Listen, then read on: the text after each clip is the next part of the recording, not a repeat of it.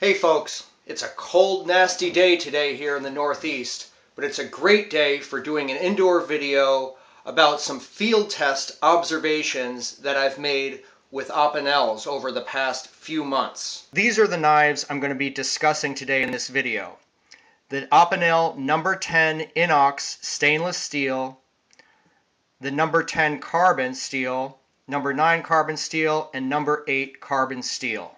And after checking out a friend's stainless Opinels, I was so impressed with how the INOX stainless steel cuts, and that seems to be attributable, in my observation, to the very thin steel used in Opinels. Because I use a number 10 so much in the kitchen, I decided to pick one up. And this is my first stainless Opinel. You can see that the stainless number 10 on the left is a little thicker than the carbon steel on the right.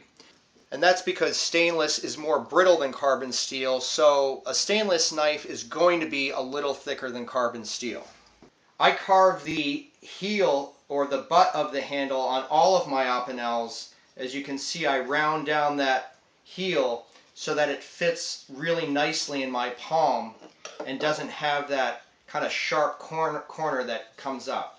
And then I just soak that area in linseed oil, in boiled linseed oil, and it creates a really nice natural looking finish that just blends in with the light lacquer finish on the beechwood.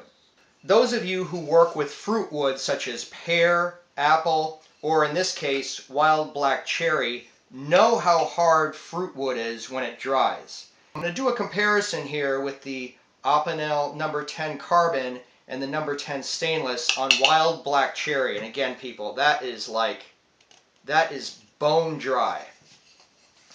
You can see here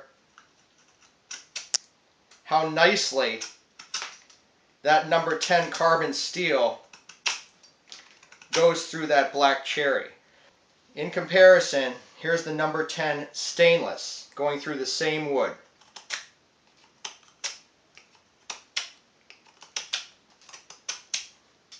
And that's the stainless.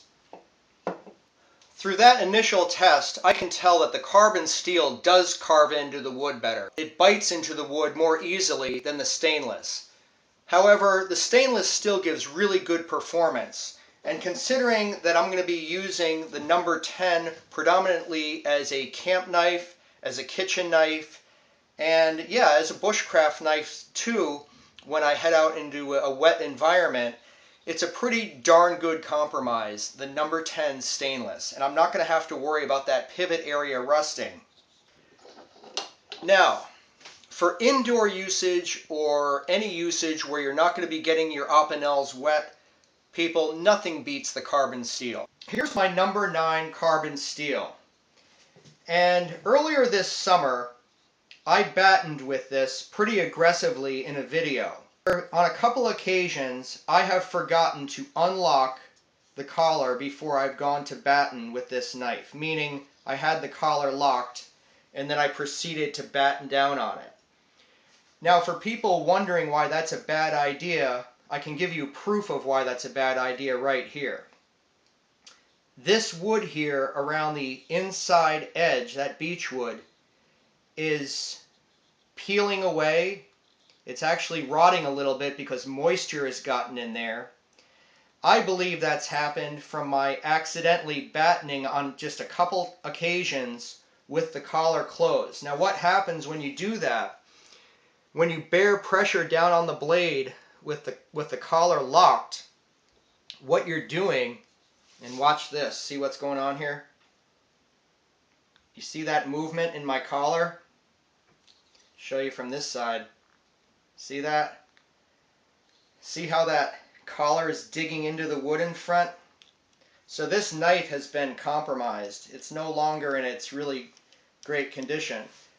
Of course, if I use it for carving, it still is really great, but you know, there is that play in it, so I really can't trust that collar too much, knowing that it is loose and it's digging into that beechwood. My recommendation is not to go around battening your Opinel at all, but if you do, people, just make sure that that collar is always well open so that you don't put any pressure in that inside part of the wood. Thanks for watching, people. Give a thumbs up if you find this video informative and helpful. See you next time.